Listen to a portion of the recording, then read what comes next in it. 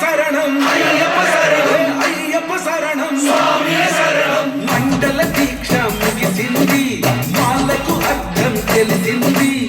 సబరికొండ పిలిచింది మణికంఠుని చేరగ పదమంది